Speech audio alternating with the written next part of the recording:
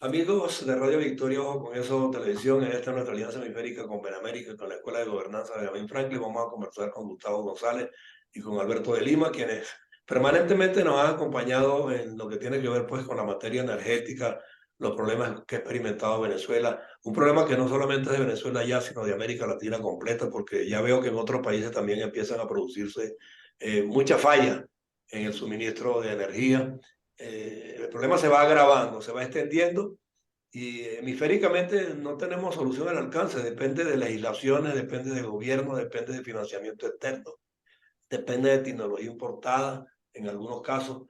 Bueno, y hemos probado todos los temas, hemos trillado todos los temas, la hidroeléctrica, la energía por hidrógeno, nos falta la atómica, la nuclear, qué sé yo.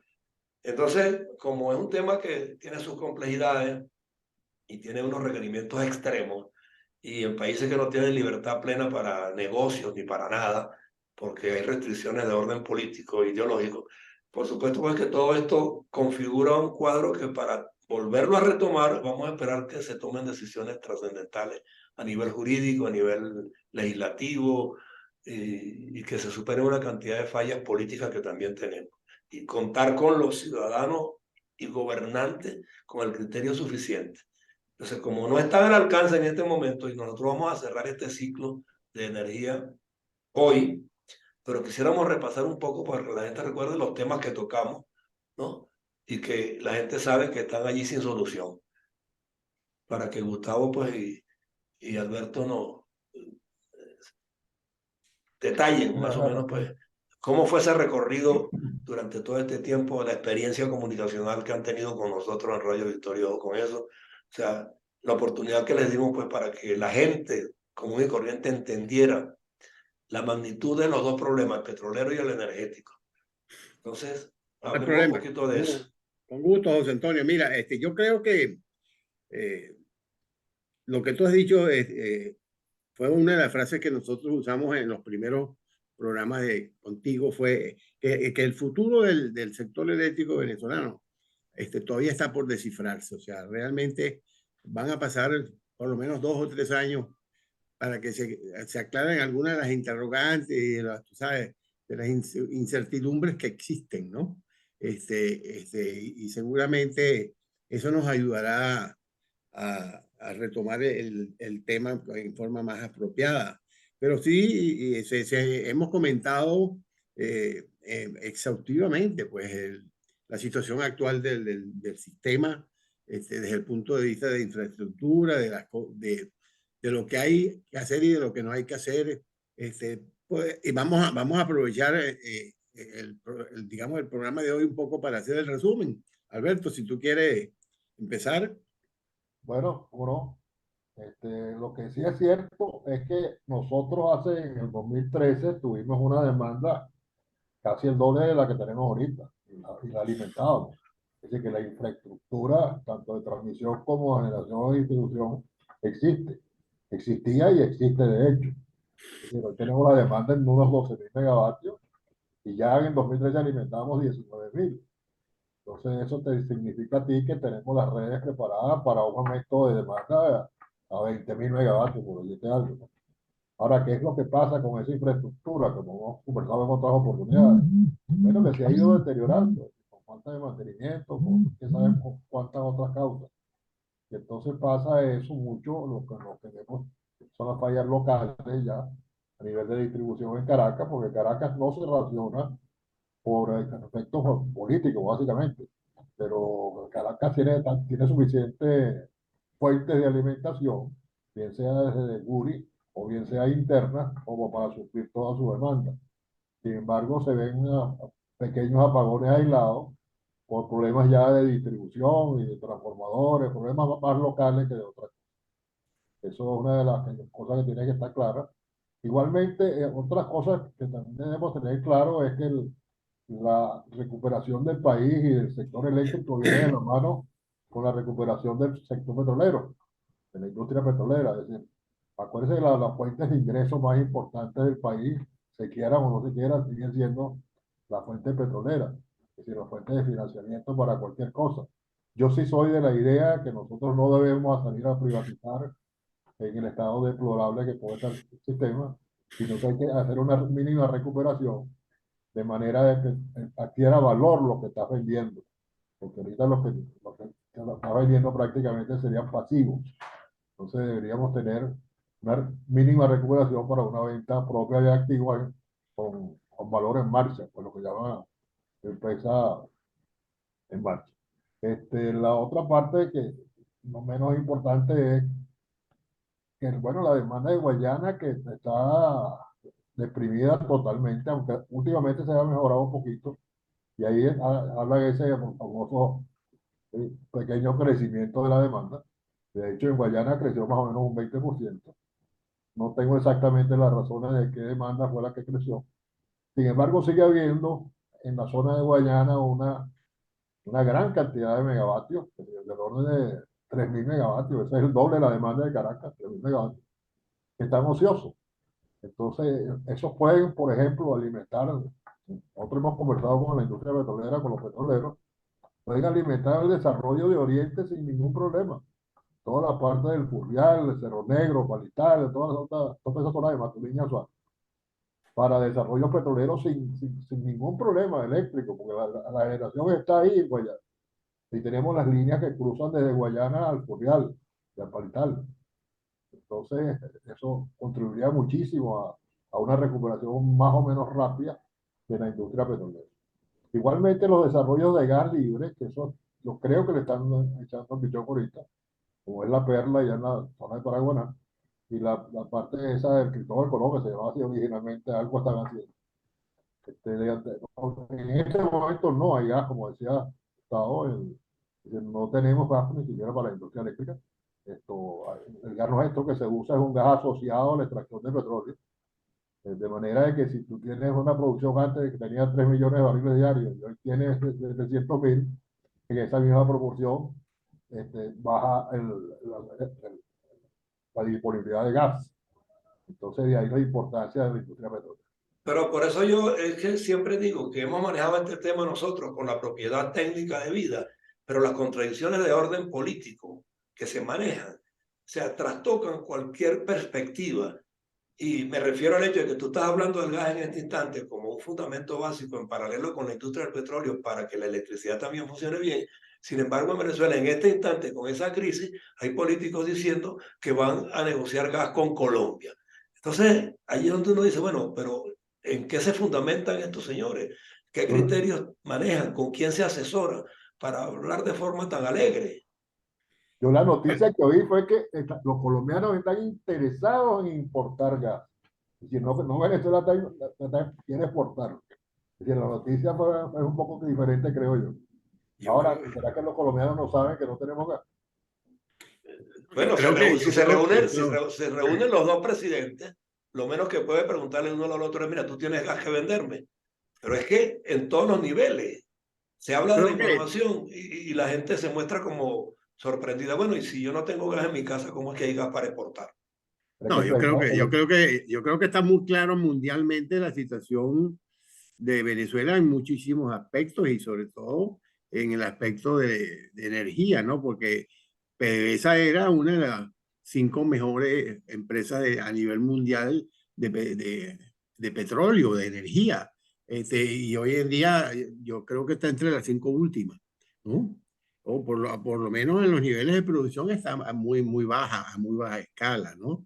Yo creo que lo que sí es importante que los que nos escuchan tengan presente es que todo país tiene que su máximo interés es optimizar la matriz energética, o sea, diversificar la matriz energética. Entonces, Venezuela siempre está pendiente de tener en su matriz energética todos aquellos opciones que son viables de desarrollar, ¿entiendes? Y evidentemente allí tiene que estar el petróleo, tiene que estar el gas, pues, hasta el carbón, pero y las renovables. Muchos nos han preguntado qué pensamos de las renovables. Nosotros tenemos muy claro cuál es el papel, tanto positivo como algunos aspectos negativos de las renovables y siempre deben estar en En la las agenda, opciones, sí. en la agenda, en la matriz energética. Ahora, la matriz energética, la optimización y la diversificación es posible en base a las exploraciones y los resultados y las potenciales que tú identifiques, porque en cualquier modelo que tú puedas usar para diseñar la expansión el uso de la fuente energética, tienes que tener los volúmenes que puedes manejar y los costos asociados. O sea, tienes que tener una información básica que te permita usarla como llamamos nosotros, como candidatos, que no son políticos, sino de fuente de Opciones, las energía. opciones, sí. Las opciones de energía, pues, ¿entiendes?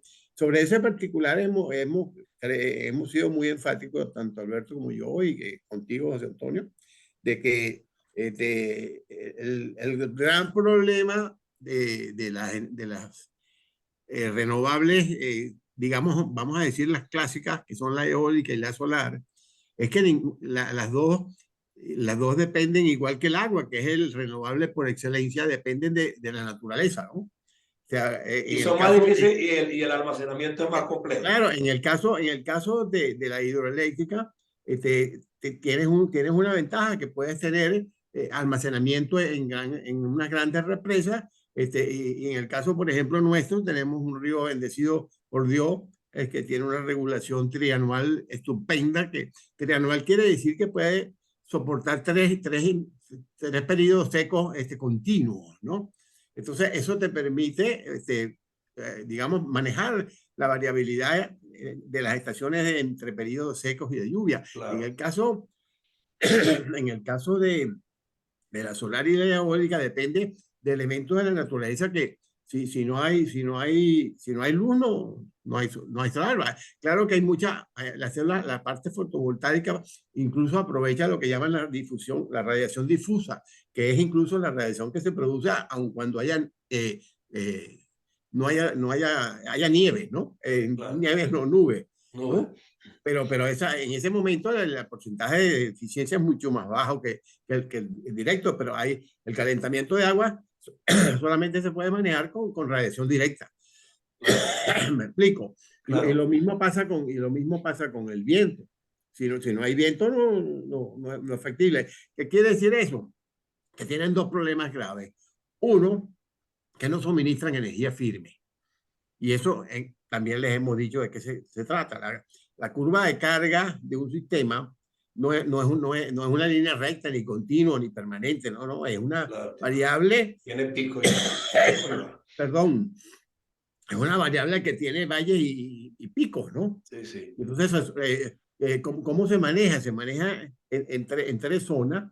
La zona que llamamos base, que es aquella que debe ser alimentada durante 24 horas del día, y la parte de arriba que llamamos pico, que es la que debe ser suministrada durante las pocas horas que dura la demanda máxima del sistema, Exacto. ¿verdad? Entonces, por ejemplo, una represa como Guri, o sea, puede operarse en la zona base y en la semibase, que es la que está entre el pico y la base, ¿no? No se debe operar nunca en pico. En cambio, las represas que tenemos en los Andes, como tienen un factor de planta muy bajo, o sea que tienen muy pocas horas de utilización, debe aprovecharse en el pico. Y entonces, ¿cuándo es que se producen los problemas? Cuando no se opera eso de la forma en que se debe hacer. ¿Entiendes? Si tú a las plantas que tenemos hidros en los Andes las operas en forma continua, evidentemente se te acaba. Claro. Porque están hechas para cubrir nada más un determinado número de horas, ¿no? Sí, no, yo creo que aquí hemos sido, y ustedes sobre todo que son los especialistas muy consistentes en todos los factores que inciden en un buen o mal servicio eléctrico en Venezuela. Y sabemos también que en gran medida se corresponde muchísimo con la irresponsabilidad con la que algunos manejan el tema políticamente. Claro, Porque, o sea, definitivamente ha habido fallas que de alguna manera se entienden, pero ha habido otras que se justifican de la manera más absurda y el ciudadano claro, común y corriente no termina de entender. ¿Entiendes? Y claro, entonces, claro. O sea, por ejemplo, otra cosa que creo que ha quedado muy claro es que tenemos una capacidad instalada 3 veces el valor de la demanda. Y sin como lo acaba de embargo, decir Alberto ahorita, como acaba de decir Alberto, teniendo el triple de la demanda, no podemos cubrir ni siquiera la demanda, porque de los 12.000 y pico, nada más damos 10.000 y pico, o sea que todavía hay como 2.000 que hay que racionar, Sí, ¿entiendes? O sea que eso también está claro. Entonces, qué es lo primero que hay que hacer?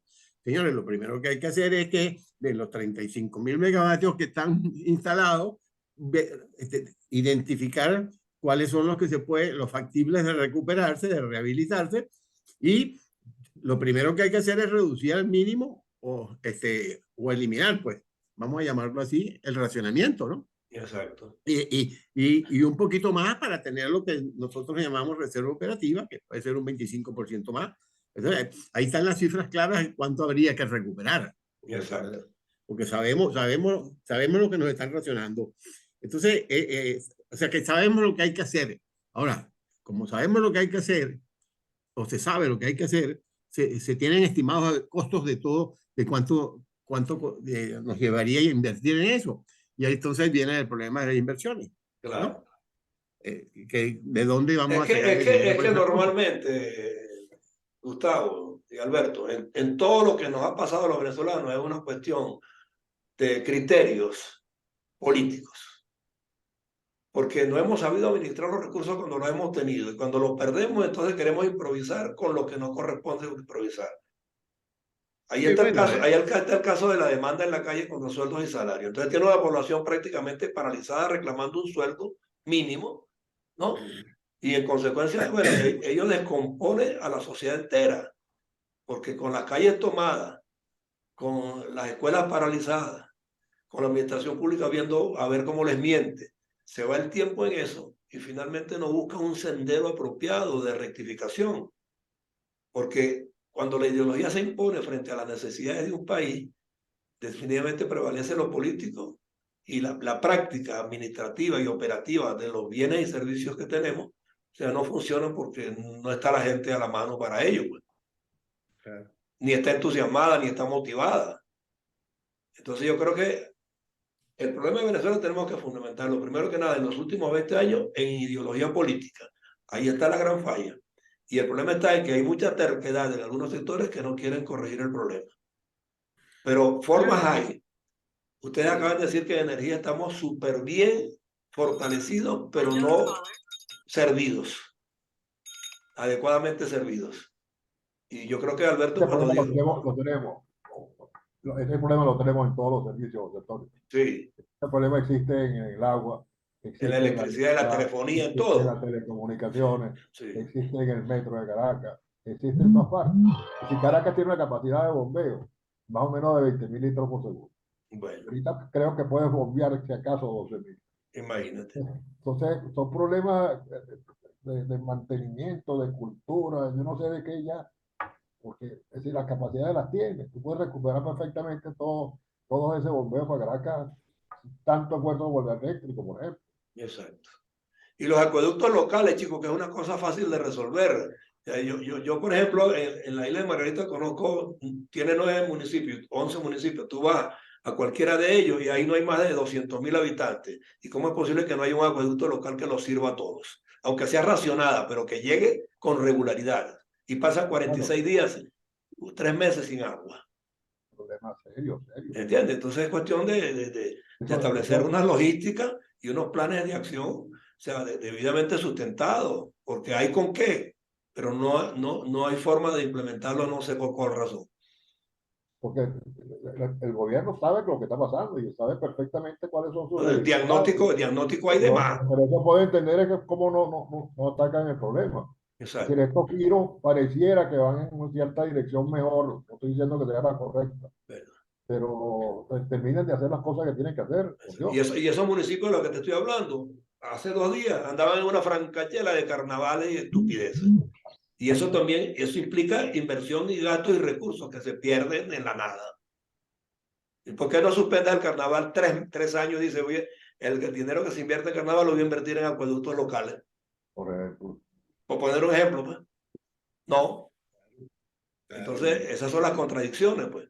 no tiene ninguna lógica invertir en celebrar los carnavales, sino estás atendiendo las Las necesidades necesidades de la básicas. comunidad, exactamente. Necesidades básicas, coño, Sí. ¿entiendes? Pero bueno, Sí. yo creo que el programa ha sido bastante aleccionador. Nosotros aquí hemos comentado esto al revés y al derecho, hemos hablado de todas las opciones. Sabemos que la falla está en el proceder político frente a los problemas. Y bueno, nosotros lo vamos a suspender de momento este tipo de programas, porque es que llegamos a un grado en que uno dice, bueno, estoy arando en el mar, estoy perdiendo mi tiempo, los políticos no quieren oír, los funcionarios no quieren oír, la ciudadanía no quiere aprender. Entonces, bueno, tendrán que soportar esto hasta el extremo a ver si reaccionan unos y otros. Pero nosotros estamos aquí prestos para tener esta señal abierta en Radio Victoria o Las con esa soluciones las televisión. hay. Condiciones las hay y gente también y profesionales también hay bastante, pero no se llama a los que corresponde. Ya tú ves cómo se improvisa con la educación. A los maestros no se les atiende el salario, pero entonces la manera de coaccionarlos y arrinconarlos es, bueno, voy a poner a los bachilleres a dar clase por ti. ¿Qué es eso? Mira, Un revanchismo, una cosa, o sea, manejada pues de la manera más torpe, ¿no? quizás lo más grave de todo lo que hemos hablado es eso, porque ¿qué va a pasar dentro de 15, 20 años aquí en Venezuela? Exactamente. Con toda esa Porque el talento generación. que tiene se va a agotar, ¿verdad? Por Claro, edad, por lo que sea, o se cansa de repetir el tema, y los que vienen atrás no están aprendiendo nada para reemplazarlo, para claro. sustituirlo. No, bueno, pero si es que si en 20 años se ha deteriorado, en 10 años más el deterioro es No queda magnífico. nada, No exacto. queda nada. Sí, Cada vez que pase, cada año que pase, las cosas se van poniendo peor, pero no ¿no? vemos iniciativas para enmendar en ningún lado, en ningún nivel. Lamentablemente no, Pero no bueno, hay yo les no hay agradezco no. muchísimo a ti, Gustavo González, a Alberto de Lima, por habernos acompañado durante todo este tiempo con este tema de la energía. No es que lo vamos a abandonar, lo vamos a retomar en cualquier momento cuando veamos que se abre una endija para empezar a recuperarnos. Sí, en el Pero momento estamos que, convencidos que ahorita no la hay. No se ha puesto de manifiesto nadie, ni en el sector público, ni en el sector privado, que se sienta doliente de esta problemática. Solamente nosotros en esta tribuna cada semana, hablando y hablando del problema, diciendo que se puede, que hay formulaciones, que hay reservas, que hay talento, pero nadie los quiere aprovechar. claro, incluso hemos tocado tanto todos los temas que hemos hablado desde el punto de vista de organización, qué es lo que hay que hacer en los sectores de generación, transmisión y distribución, e incluso en el área de comercialización. Exacto. Y eso está clarísimo y lo hemos tratado de expresar en la forma más sencilla posible, ¿no? Sí. La generación, para resumirla, hay que abrirla a la competencia. Eso es evidente para poder tener un costo, que es un servicio de confianza y de bajo costo y asequible, tiene que haber competencia, ¿no? Exactamente. La transmisión, como siempre he dicho yo, es un monopolio deseable porque es el intermediario entre la generación y la demanda, ¿no? Entonces, debe seguir siendo operada como un monopolio deseable. Y la distribución es un monopolio natural. O sea, tú Sí. no puedes... Pero bueno. Yo viví el suplicio y el castigo de estar en una ciudad, en un estado en donde habíamos dos empresas, una privada y una... Entonces, por la acera derecha corría una y por la izquierda otra. Y entonces eso era... había zonas de verdaderos conflictos sociales, ¿no? Sí. Pero Entonces, bueno, nosotros no lo generamos. Nosotros simplemente buscamos soluciones, aportamos las ideas. Ustedes ponen su conocimiento, lo han puesto con bastante empeño y de manera desinteresada para que a los que les corresponde lo asimilen. No lo han querido asimilar. Vamos a esperar si en este receso que nos vamos a tomar en el programa encontramos pues que aparezca alguien con la claridad suficiente para tomar iniciativas al respecto. De todos modos, les agradezco enormemente haberme acompañado. Me queda un minuto que es para despedir. Alberto, Gustavo González, José Antonio, complacidísimo de haberlos tenido siempre con nosotros. no, gracias a ti, José Antonio. Y muchas gracias, retomamos la bandera cuando corresponda. Muchas gracias por habernos dado la oportunidad de interactuar con el público. con muchísimo gusto, José Antonio, ¿verdad? Gracias para Gracias. ambos. De todos modos, que no estemos al aire, me llaman para cualquier cosa que necesiten, algo adicional No, y siempre distinto. te mandamos todas las cosas que publicamos para que sigamos en contacto y en comunicación. Seguro que sí. Un abrazo para ambos. Igualmente Igualmente, para José ti. Antonio, gran abrazo. Gracias. Cuídense. Hasta luego. Hasta luego.